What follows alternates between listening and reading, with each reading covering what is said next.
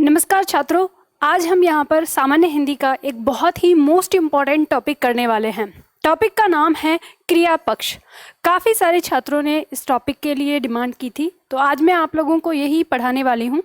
पर इसको शुरू करने से पहले मैं आप लोगों को ये बताना चाहती हूँ कि ये जो क्रिया पक्ष हमारा टॉपिक है, ये किन किन एग्ज़ाम के लिए महत्वपूर्ण है, या हम जो आज क्लास पढ़ने वाले हैं ये हमारे किस किस एग्ज़ाम के लिए महत्वपूर्ण होगी, ये बात एक ही है। तो इन दोनों चीज़ों को, यानी इस बात को मैं आप लोगों को पहले समझाती हूँ। आप में से बहुत सारे छात्र ये पूछते रहते हैं कि आप जो पढ़ा रही हैं मैम, ये किसके लिए सही है। तो यहाँ मैं आपको एक बात बताना चाहती हूँ कि जब भी कभी आप चाहे किसी भी एग्ज़ाम की तैयारी कर रहे हैं, अब मैं यहाँ बताती हूँ, आप चाहे उत्तर प्रदेश के हैं तो भी, और उत्तर प्रदेश में होने वाली जितनी भी परीक्षा हैं आपकी, उन सब के लिए, मध्य प्रदेश में होने वाली परीक्षाओं के लिए, हरियाणा, राजस्थान, बिहार, इन सब जो हमारे उत्तर भारत के, यानी इसमें उत्तराखंड भी आ जाएगा, ज़रूरी नहीं कि मैंने यहाँ नहीं लिखा, तो जो उत्तर भारत के हमारे 9 स्टेट हैं जहाँ पर हिंदी पूछा जाता है। क्या पूछा जाता है? सामान्य हिंदी। उन सभी एग्ज़ाम में ये हमारे टॉपिक, जो भी मैं यहाँ पे आपको पढ़ाती हूँ यूट्यूब पे, वो सारे टॉपिक वहाँ पे आपके एग्ज़ाम के लिए महत्वपूर्ण होते हैं। अब इसके बाद अगर हम बात करें परीक्षाओं की, तो चाहे आप कॉम्पिटिटिव जो परीक्षाएं हैं आपकी, जो जॉब के लिए आप परीक्षा देते हैं उनकी तैयारी कर रहे हैं, चाहे आपकी बोर्ड परीक्षाएं हैं, अगर उनमें सामान्य हिंदी से रिलेटेड कोई भी टॉपिक आता है, जैसे मान लो आज हम पढ़ने वाले हैं क्रिया पक्ष, अगर आपकी बोर्ड परीक्षा में क्रिया पक्ष पूछा जाता है तो जो यहाँ मैं बता रही हूँ वो आपके लिए महत्वपूर्ण है। उसी तरह से चाहे वो आपकी टेट की परीक्षा हो, नेट की हो, या और भी कोई, सिर्फ आपको एक बात ध्यान देनी है कि आपकी परीक्षा में जो पूछा जा रहा है उस सब्जेक्ट में क्या वो सब्जेक्ट सामान्य हिंदी लिखा हुआ है। अगर सामान्य हिंदी लिखा हुआ है तो, और वो सब्जेक्ट के साथ जब आपको सिलेबस दिया जाता है और उस सिलेबस में अगर टॉपिक का नाम दिया है तो भी ठीक है। तो ये जो यहाँ पर मैं जो भी टॉपिक पढ़ाती हूँ वो सभी परीक्षाओं के लिए महत्वपूर्ण है। अब चलिए शुरू करते हैं इस पॉइंट को। ये यहाँ पे हमारा पॉइंट है क्रिया पक्ष। क्रिया पक्ष एक ऐसा पॉइंट है जिसमें हमारे छात्र अक्सर घबरा जाते हैं। तो ध्यान दीजिए, आपको सिर्फ और सिर्फ भाव से समझना है। यहाँ बताना चाहूँगी, जैसे आप पढ़ते हैं क्रिया के बारे में तो आप जानते ही होंगे, क्रिया के भेद बहुत सारे आते हैं, अलग अलग प्रकार की होती है। जब हम ये क्रिया पढ़ते हैं तो क्रिया के बाद हम एक टॉपिक पढ़ते हैं काल। ये काल क्या होता है? ये काल क्रिया का, यानी हम जो ये काल पढ़ते हैं, काल का अर्थ यहाँ पे समय से ही है। तो हम जानते हैं कि ये जो काल है ये क्या है? ये क्रिया का समय है। यानी जब हम कोई वाक्य बोल रहे हैं तो उस वाक्य में जो हमारी क्रिया हो रही है वो किस समय में हुई है? बीते हुए समय में हुई है, या आने वाले समय में होगी, या फिर इस समय हो रही है जो अभी चल रहा है। तो वो जो समय को बताता है, जो क्रिया का भेद समय को बताता है, तो हम उसको काल में पढ़ते हैं। इसी तरह से हम क्रिया का पक्ष, यानी यहाँ पर जो दिया है क्रिया का पक्ष, तो क्रिया का पक्ष जिस प्रकार से क्रिया का काल होता है, इसी तरह से क्रिया का एक पक्ष होता है।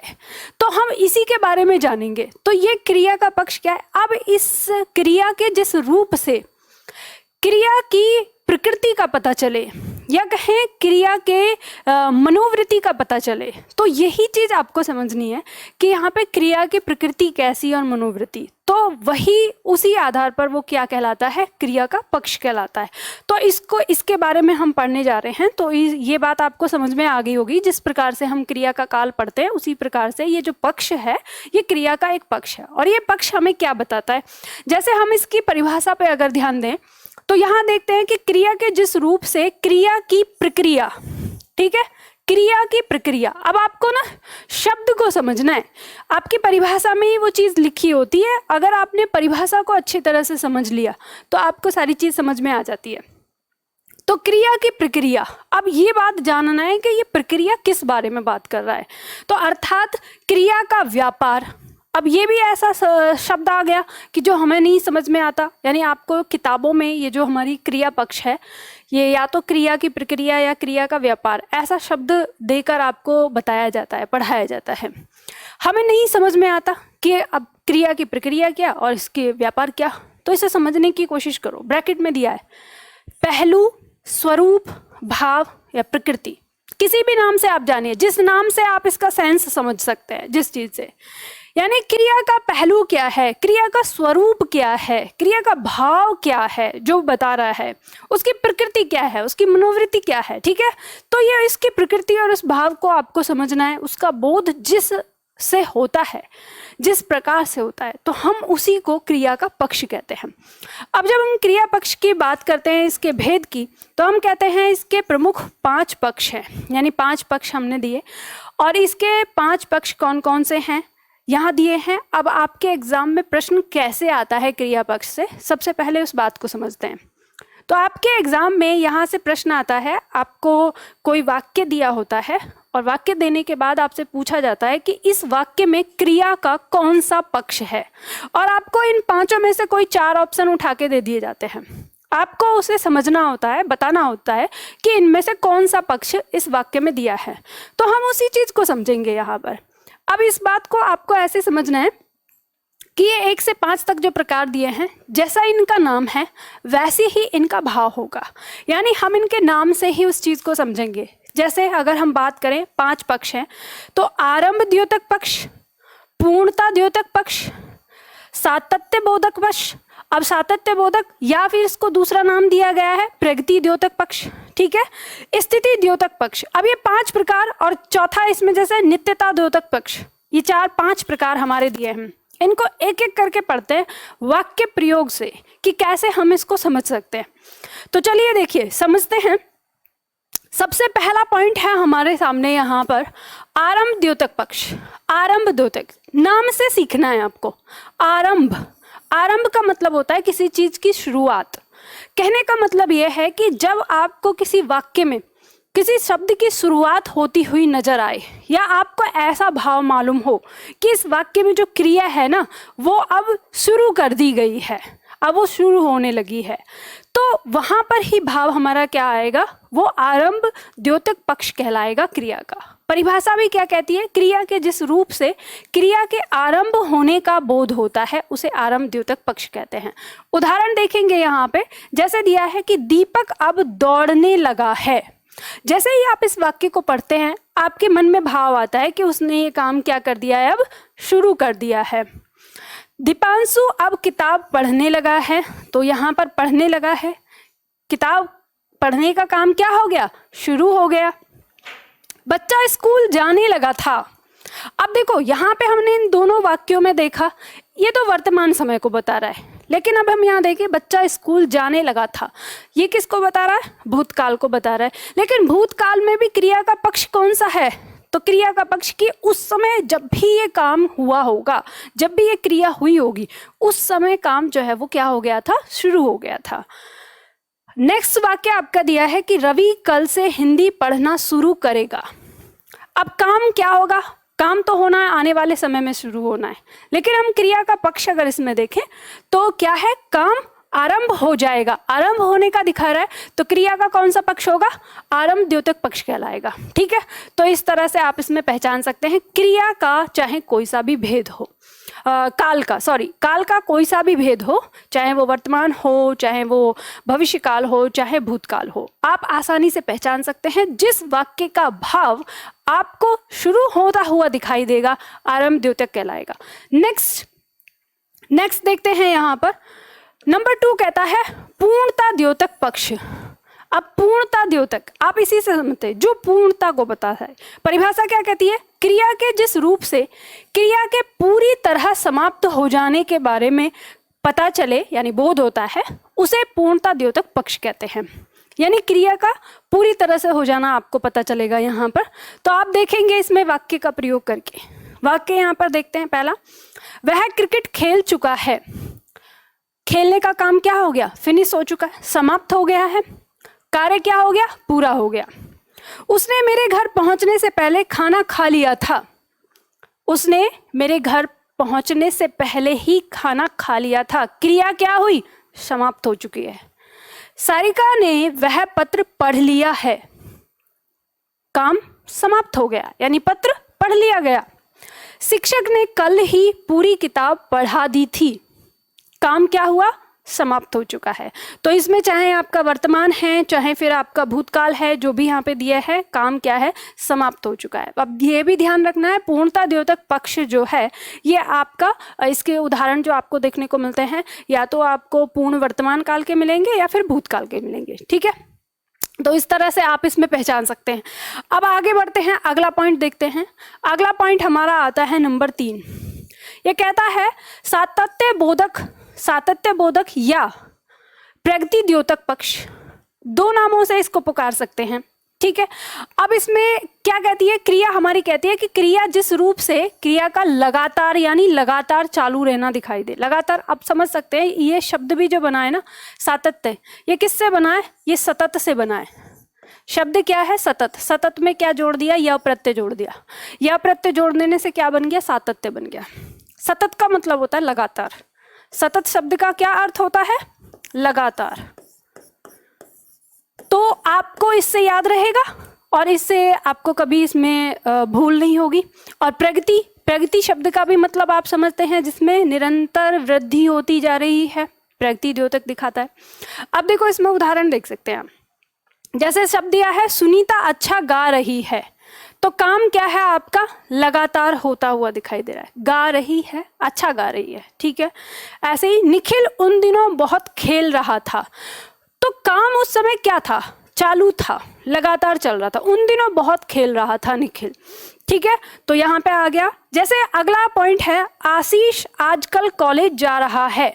आशीष आजकल कॉलेज जा रहा है, काम क्या है, काम का लगातार होना यहाँ पाया जा रहा है।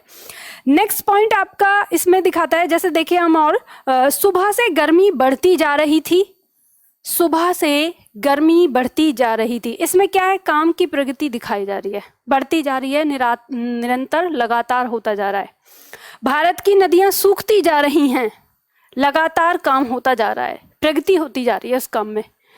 शहर में भीड़ भाड़ बढ़ती जा रही है, काम क्या हो रहा है, लगातार होता जा रहा है। तो इस तरह से आप यहाँ पे देख सकते हैं, यानी हम कितने भी उदाहरण लें, बहुत सारे उदाहरण हम यहाँ पर ले सकते हैं। तो मैंने कई सारे उदाहरण लेके आपको समझाया। अगला पॉइंट देख लेते हैं। अगला पॉइंट हमारा क्या कहता है, अगला पॉइंट नंबर 4 कहता है नित्यता द्योतक पक्ष। अब नित्यता द्योतक पक्ष का मतलब क्या होता है, इसको समझना है आपको। हमारी परिभाषा क्या कहती है, क्रिया के जिस रूप से क्रिया के नित्य होते रहने का बोध हो अथवा सदा बने रहने का बोध हो। अब यही तो है आपका कीवर्ड, यानी यहीं से आपको चीजें समझनी है। इसने कहा है कि क्रिया का हमें नित्य होते रहने का या सदा होते रहने का। तो आप इसमें ऐसे समझ सकते हैं, जैसे हम कहते हैं ना, कुछ चीजें हमारी सार्वभौमिक सत्य जो होती हैं चीजें, वैसी चीजों के बारे में हम बात करें, या जो काम हमारा हमेशा होना है, नित्य होना है, हर रोज प्रत्येक दिन होना है, वैसे काम का बोध हमें जहाँ पे भी होगा, तो क्रिया का कौन सा पक्ष कहलाएगा, नित्यता द्योतक पक्ष कहलाएगा। अब इसमें आप देख सकते हैं, जैसे हम उदाहरण देखें। पहला उदाहरण है, पृथ्वी सूर्य का चक्कर लगाती है। अब आपको पता है हमारे पैदा होने से भी पहले लगा रही थी, हमारे पैदा होने के बाद भी लगा रही है, और हमारे चले जाने के बाद भी लगाएगी, रुकेगी नहीं, लगातार ये काम क्या है, हमेशा बना रहेगा। तो ये वाक्य हमारा क्या दिखाएगा, क्रिया का नित्यता द्योतक पक्ष। जैसे सूरज पूर्व में निकलता है, हमेशा निकलता रहा था, निकलता है, निकलता रहेगा, ठीक है, नित्यता द्योतक पक्ष। मैं बचपन में पेड़ पर चढ़ा करता था। अब देखो यहाँ पे क्या है, आप कहेंगे कि मैं बचपन में चढ़ा करता था, अब तो नहीं चढ़ रहा हूँ, अब तो ये काम नहीं हो रहा। लेकिन हम जब की बात कर रहे हैं, हम कब की बात कर रहे हैं, बीते हुए समय की बात कर रहे हैं। तो बीते हुए समय की जब हम बात कर रहे हैं, उस समय ये काम रोज होता था, मेरी आदत थी पेड़ पे चढ़ने की, है ना। तो ये आदत थी, उस समय रोज होता रहता था, बीते हुए समय का है। तो क्रिया हमारी कहाँ है, भूतकाल में है, लेकिन काम का क्या दिखा रहा है, नित्यता, इसमें काम नित्य होना दिखा रहा है। जैसे माँ बच्चे को नहलाती है, अब ये काम तो हमेशा ही होता है जब तक बच्चा छोटा होता है। अब ये नहीं कि आप कहें कि नहीं अब तो मेरी माँ बचपन में नहलाती थी, अब मैं बड़ा हो गया अब तो नहीं कर रही है। तो माँ, जब तक माँ के लिए बच्चा बच्चा होता है तो माँ उसको नहलाती है, ये काम क्या है, ये हमेशा नित्य होता है, ये रोज हो रहा है उसके लिए। तो इस तरह से आप पहचान सकते हैं कि इसमें क्या है, नित्यता द्योतक पक्ष है। अगला पॉइंट इसका देखते हैं। अगला पॉइंट हमें यहाँ पे बताता है नंबर 5, स्थिति द्योतक पक्ष। या तो हम इसे स्थिति द्योतक पक्ष का नाम दें या हम इसे स्थित्य बोधक कह सकते हैं, दोनों ही मतलब स्थिति को दिखाने वाला। तो यहाँ पे हम इसकी परिभाषा को देखते हैं। परिभाषा क्या कहती है? क्रिया के जिस रूप से क्रिया की स्थिति अथवा अवस्था का बोध होता है, उसकी क्या अवस्था है, उसकी स्थिति क्या है, इस चीज का जहाँ बोध होता है तो वो क्या कहलाता है? स्थिति द्योतक पक्ष हमारा कहलाता है। अब इसका उदाहरण हम देखते हैं। यानी स्थिति दिखानी है, उसकी अवस्था दिखानी है हमें क्रिया के उस रूप से। तो यहाँ देखते हैं कि वह एक वकील है। ये क्या है? उसकी स्थिति है, उसकी अवस्था है। कौन है वह? वकील है। ठीक है। दूसरा हमारा उदाहरण है, कंप्यूटर मेज पर रखा है। उसकी स्थिति कहाँ है? कंप्यूटर की स्थिति कहाँ है? मेज पर रखा हुआ है। इस स्थिति को बता रहा है। मेरी किताब बैग में रखी हैं। तो मेरी किताबों की स्थिति को बता रहा है कि मेरी किताबें कहाँ हैं? बैग में रखी हुई हैं। तो रखा होना, ठीक है, और वकील होना है, वह वकील है, वह डॉक्टर है, वह प्रधानमंत्री है, वह राष्ट्रपति है। इस तरह से जब हम किसी की पोजीशन को दिखाते हैं, या वह मोहन है, हम अगर ऐसे ही बोलें कि वह मोहन है, वह सुरेश है, वह रमेश है, वह एक शिक्षक है, वह एक छात्र है, अगर हम इस तरह से बोलते हैं, वो उसकी अवस्था को दिखा रहा है, उसकी स्थिति को।